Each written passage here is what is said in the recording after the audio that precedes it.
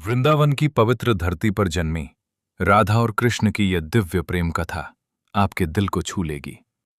ये सिर्फ एक कहानी नहीं है, बल्कि सच्चे प्रेम, त्याग और समर्पण का जीवित उदाहरण है। वृंदावन की हरियाली, यमुना का कोमल जल और बांसुरी की मधुर धुन, सब कुछ एक ही नाम में समा गया था, कृष्ण। एक दिन वृंदावन में अचानक खबर फैली कि कृष्ण मथुरा जाने वाले हैं।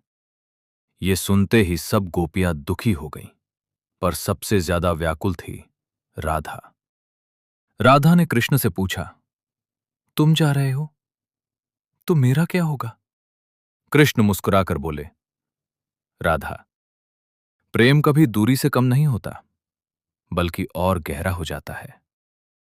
राधा के आंखों में आंसू आ गए, पर उसने अपना दर्द छुपाते हुए कहा, मैं तुम्हें रोकूंगी नहीं, क्योंकि सच्चा प्रेम कभी किसी को बांधता नहीं।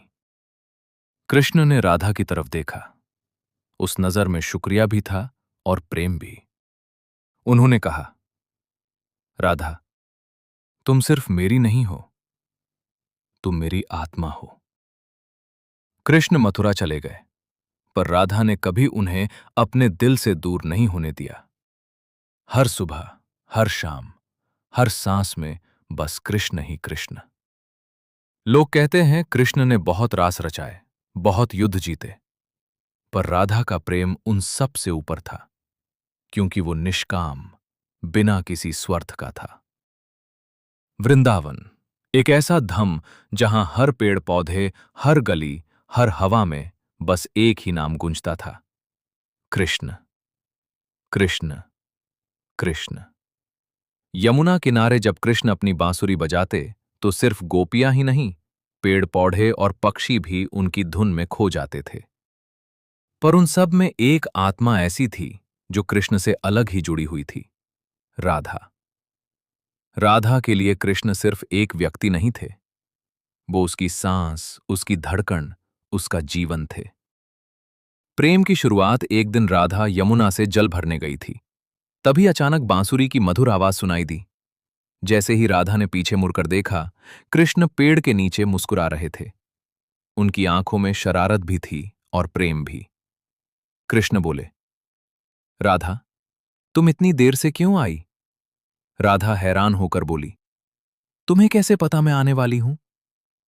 कृष्ण हल्की सी हंसी के साथ बोले, जहां राधा होती है वहां कृष्ण पहले से होता है। ये बात सुनते ही राधा का चेहरा लाल हो गया, और उस दिन से उनके प्रेम की एक नई कहानी शुरू हुई, वृंदावन की रासलीला। रात का समय था, चंदनी अपनी रोशनी फैला रही थी। कृष्ण ने बांसुरी बजानी शुरू की। जैसे ही धुन गूंजी, सब गोपियां अपने घर छोड़कर आ गईं। पर कृष्ण की नजर सिर्फ राधा को ढूंढ रही थी। राधा आई, और जैसे ही कृष्ण ने उन्हें देखा, वक्त जैसे थम गया। रासलीला शुरू हुई। हर गोपी के साथ कृष्ण थे, पर राधा के साथ वो अलग ही रूप में थे। ये सिर्फ नृत्य नहीं था, ये आत्मा और परमात्मा का मिलन था। वियोग का दर्द एक दिन वृंदावन में खबर आई, कृष्ण को मथुरा जाना होगा। सभी दुखी हो गए, पर राधा का दिल टूट गया। राधा ने कृष्ण से पूछा, तुम जा रहे हो तो मेरा क्या होगा? कृष्ण ने शांत स्वर में कहा, राधा, प्रेम कभी दूरी से कम नहीं होता, वो तो और गहरा हो जाता है। राधा की आंखों से आंसू बहने लगे, पर उसने अपने आप को संभलते हुए कहा, मैं तुम्हें रोकूंगी नहीं, क्योंकि सच्चा प्रेम कभी किसी को बांधता नहीं। अंतिम मिलन। कृष्ण मथुरा चले गए। वृंदावन में सब कुछ वैसा ही था, पर राधा के लिए सब बदल गया। वो हर दिन उसी यमुना किनारे जाती जहां कृष्ण बांसुरी बजाते थे। लोग कहते थे, राधा अकेली हो गई है, पर सच तो ये था, राधा कभी अकेली थी ही नहीं। कृष्ण शरीर से दूर थे, पर राधा के हर रोम रोम में बस चुके थे। सबसे बड़ा सत्य समय बीतता गया, युग बदलते गए, पर राधा कृष्ण का प्रेम कभी खत्म नहीं हुआ, क्योंकि वो प्रेम शरीर का नहीं, आत्मा का था। इसीलिए आज भी जब कोई प्रेम की बात करता है, तो सबसे पहले नाम आता है राधा कृष्ण।